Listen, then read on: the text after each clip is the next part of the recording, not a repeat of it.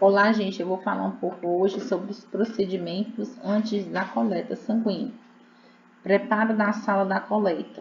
Verificar se a sala da coleta está limpa e com todos os materiais necessários para iniciar as coletas. Verificar e registrar a temperatura do frigobar.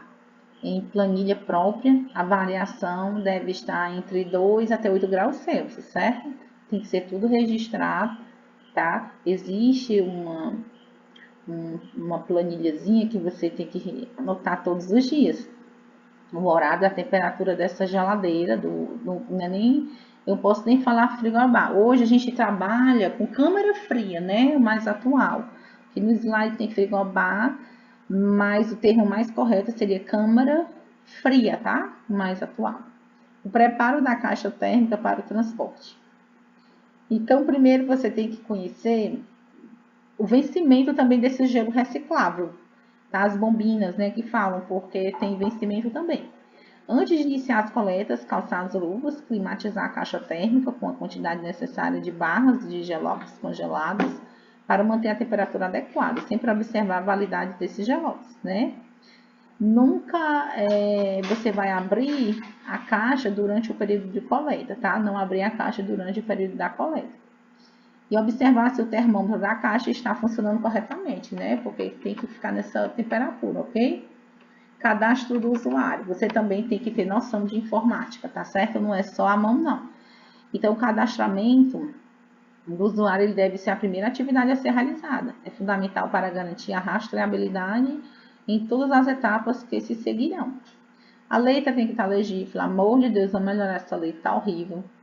Nome do paciente completo, sem abreviação. Caso não dê para colocar o nome completo, você nunca abrevia o último nome, tá certo? Identificação da procedência, tá? E atenção, cada laboratório tem a sua autonomia para estabelecer seu próprio sistema de registro das informações, desde que fique assegurada a rastreabilidade em todas as etapas do processo, fases pré-analítica, analítica e pós-analítica. A gente vai estar estudando sobre isso aí. Coleta de sangue, tem que estar são alguns fatores, né? Na coleta de sangue é um procedimento feito por profissionais qualificados para tal função, pois além da questão técnica, da forma como se faz a punção venosa, a pessoa deve saber como funciona o processo de análise do sangue, para colher essas amostras de maneira adequada. A questão do jejum, o período de jejum habitual para a coleta de sangue para exames é de 8 horas, tá? Possa ser que isso mude de um local para outro, ok? Estou dando-se uma média, cada um tem a sua rotina, podendo ser reduzido para 4 horas em situações especiais. Tratando-se de crianças na primeira infância, lactentes, pode ser de 1 a 2 horas, pois o estado pós-prandial aumenta a turbidez do soro, o que pode interferir em algumas metodologias. A hemólise, se for de intensidade significativa, pode causar aumento da atividade plasmática, tá? Lísia, quebra da hemácia. A atividade física, a coleta deve ser feita antes da realização de exercícios físicos, pois a atividade física pode causar aumento da atividade sérica de algumas enzimas, dentre outras alterações fisiológicas. E a lipemia, ela pode interferir na realização de alguns exames. E também é bem visível, sabe? Eu já até presenciei uma lipemia, tá? Então, é bem interessante você saber sobre a lipemia. Então, o que seria essa lipemia? Ela ocorre quando o soro ou plasma estão turvos, tá?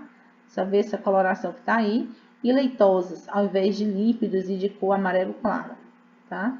Então, trata-se de um erro pré-analítico. Isso aí que vai interferir nesses resultados desses testes, para você saber que pode comprometer a confiabilidade dos exames e prejudicando assim a conduta do médico, tá?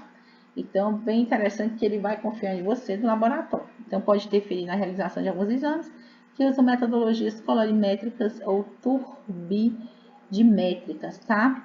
E os materiais a serem necessários para essa coleta. Então, você vai ter que aprender a fazer com um sistema a vácuo, tá? E com um sistema de coleta com seringa agulha também. Então, você tem que saber pelo menos isso. Existe a da punção digital, é interessante, teste do pezinho, né? Que você vai, né, colocar o sangue em todas essas, né, esses orifícios aqui, desses círculos aqui, tá? E você tem que perceber se transpassou para o outro lado da folha. Porque é interessante não só colocar o sangue em cima da folha, você perceber se passou para o outro lado, tá? E deixar secar. Tem que deixar secar. Então, gente, até a próxima aula e até mais.